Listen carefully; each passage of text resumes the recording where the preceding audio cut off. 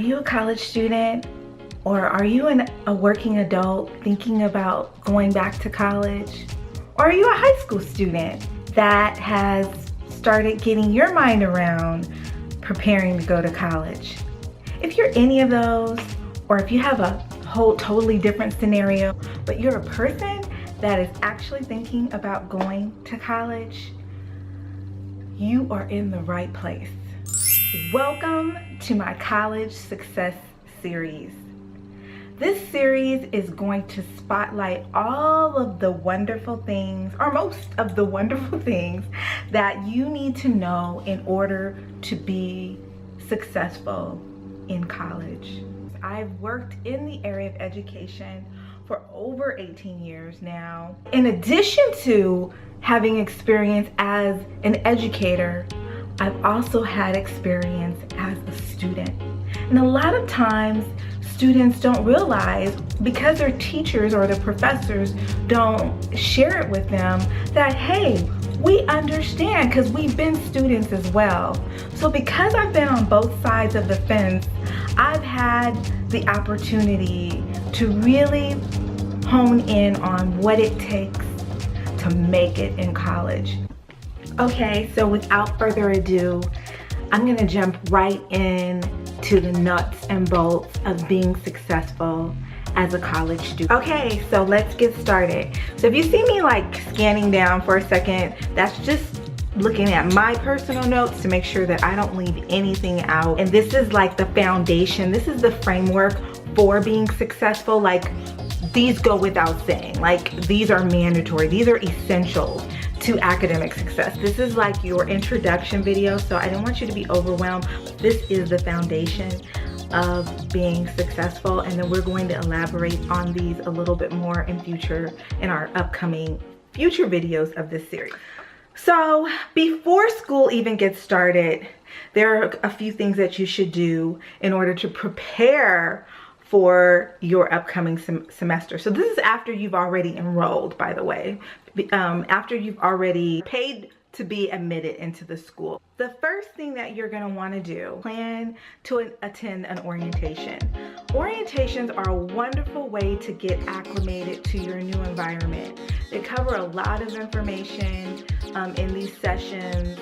It can be somewhat overwhelming for some students, because it's like, wait a minute, I'm just getting geared up to come back to school or come to school, and now I gotta remember where this office is and where that. No, you don't have to do that. I strongly recommend you're just taking notes or recording it if that's allowable, so that you can like reference that information. And keep in mind, if you don't get it all, or if you don't retain it all in that session, you can always go back and talk to your advisor or your counselor, or even ask, your professors.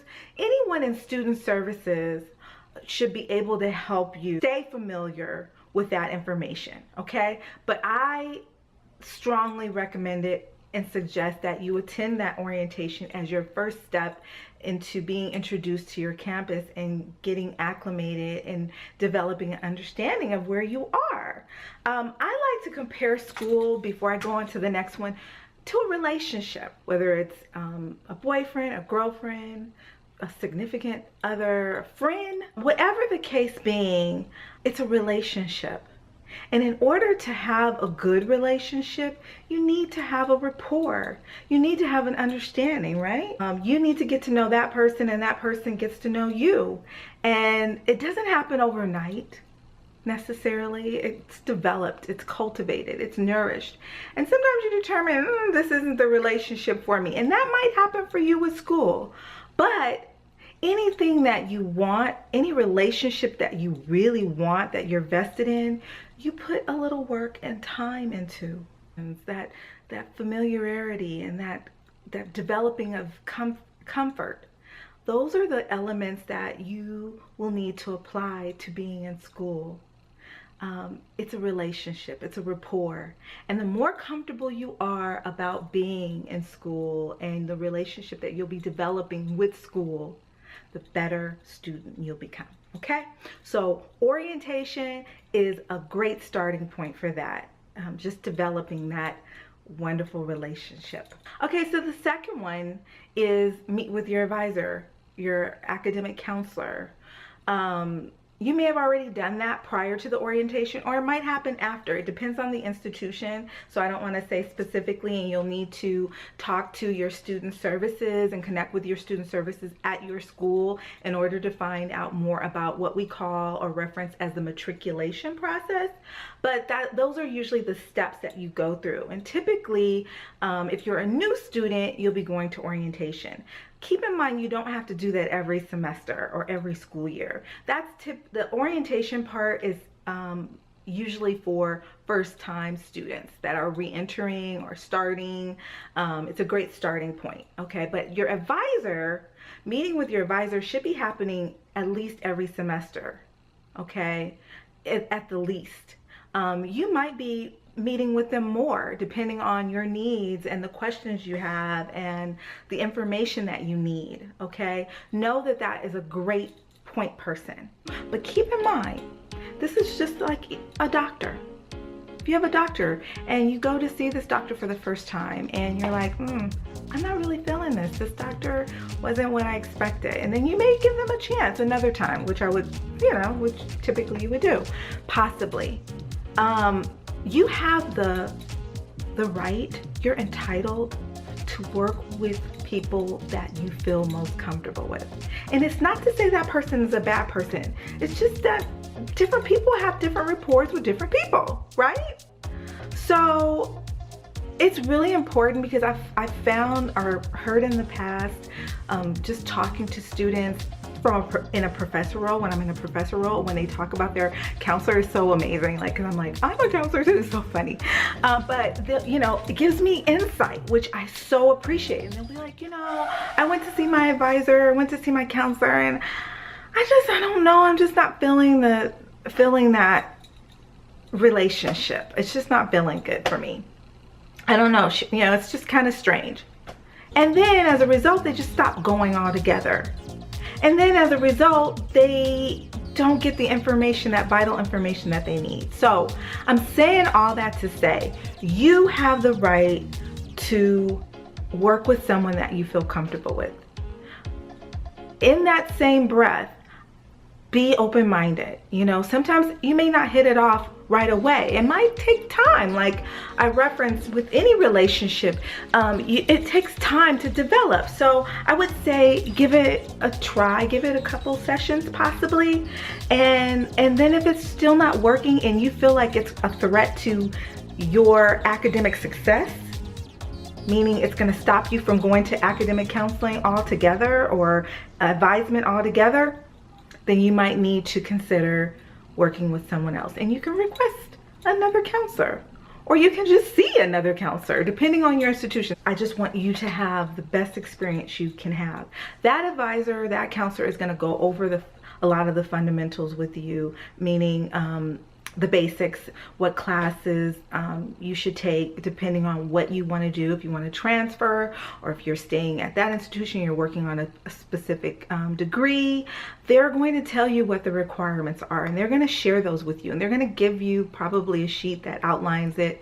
And then it'll be your responsibility to kind of delve into it a little bit more. I always recommend that students go home and read about the class, read the description, have a catalog in your possession. That's really important. You can access them online. You can access descriptions of your classes. I strongly recommend that you do that. So take it a step further, meet with your advisor, meet with your counselor, go over the classes that you need. Don't feel pressured to select a major. Most advisors and counselors are going to tell you, if you're just starting out, unless you already know and you're solid, this is the major I want to go with. Like, I'm already working in this area, or I already had an idea from high school. Most times they're going to encourage you, or remind you that you don't have to jump right into a major. Your general education classes are going to typically be the same across the board. Now, some of you may be going for a specific degree or a specific trade or certificate program. And so you know that that's what you're going for and those are the classes.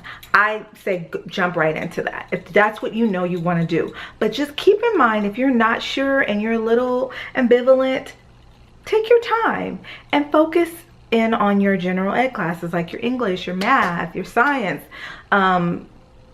Those are classes that will typically be the same across the board for all majors. It gets a little gray when you're going into specific majors, but your advisor and your academic counselor can talk to you about that. So go see them. Thirdly, get organized. Get organized and stay organized.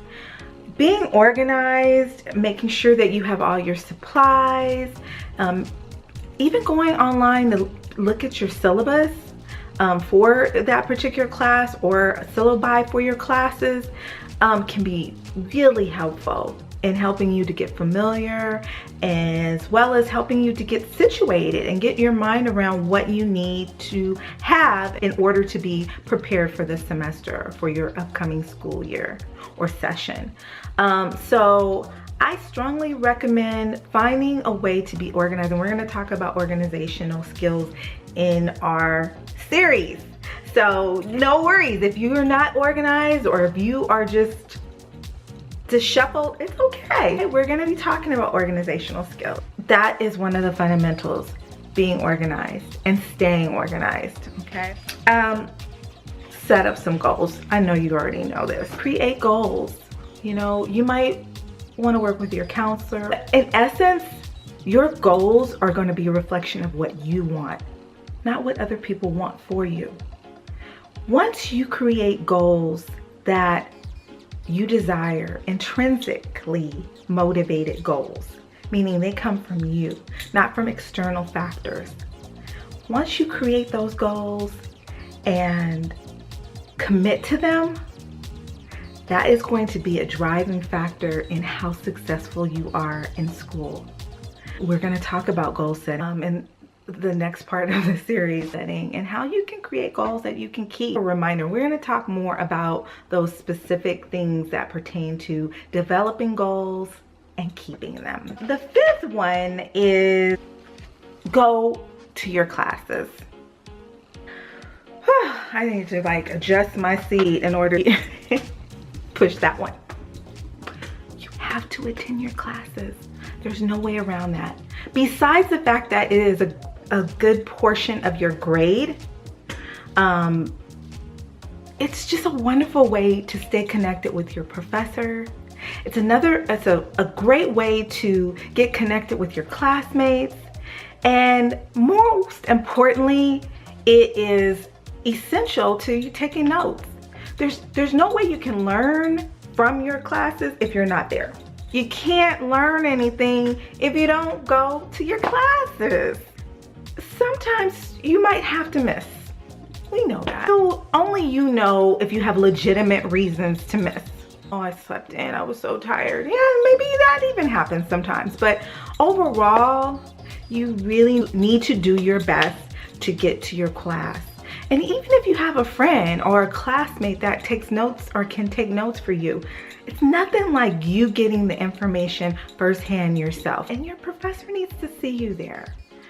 There's no way that you can develop a connection with the class and feel committed to your class. Remember I talked about you're developing a relationship with school. If you're not going to class, that there's a disconnect that could form, that will form. Okay, so important to go.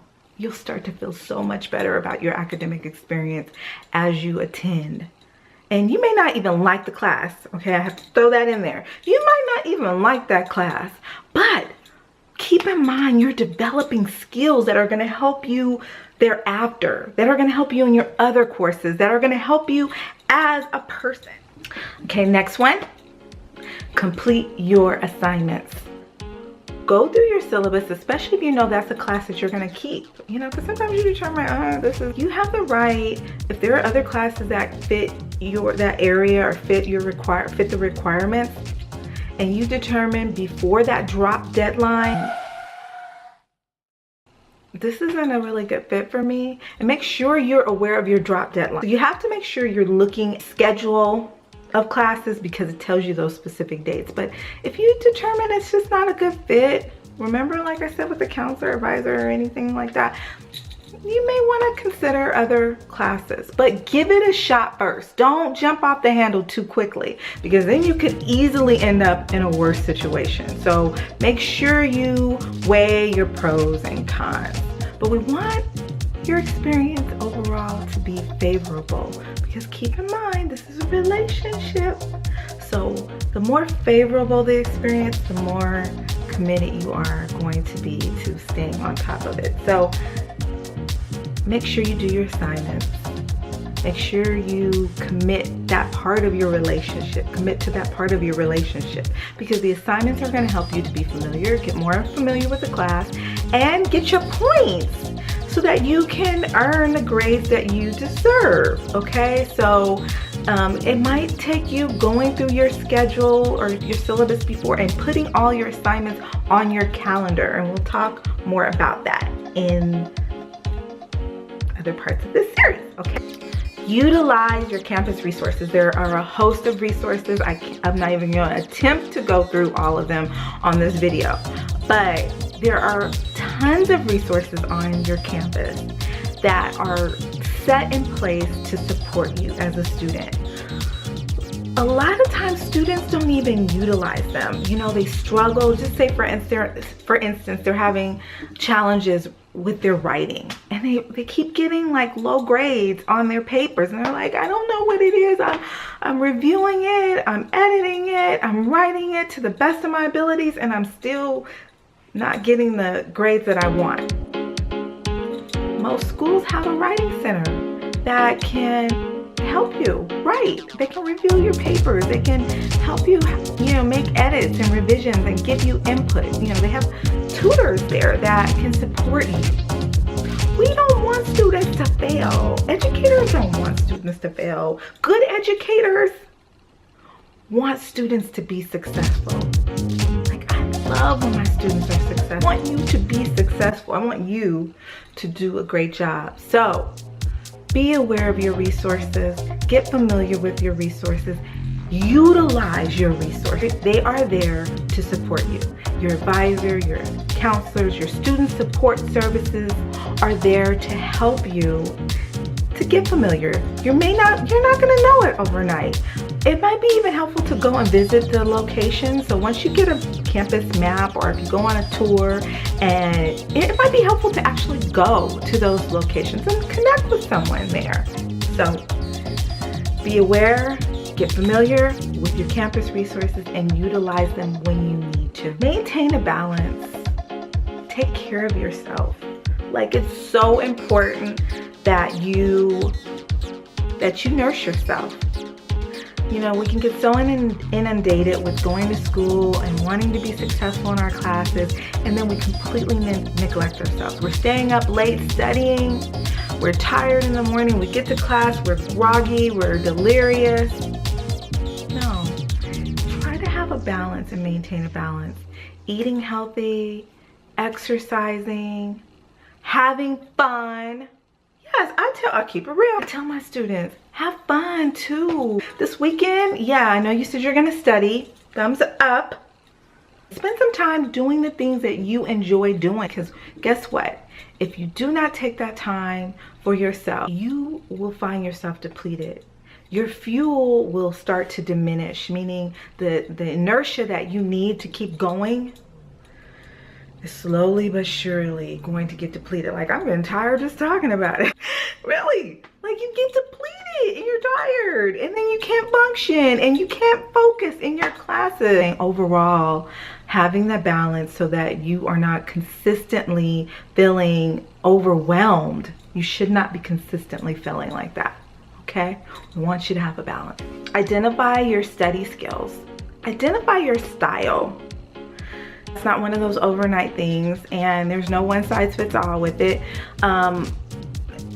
It tends to be kind of easy though one of the more simple processes to find out like how you learn best, whether you're auditory, kinesthetic, or visual.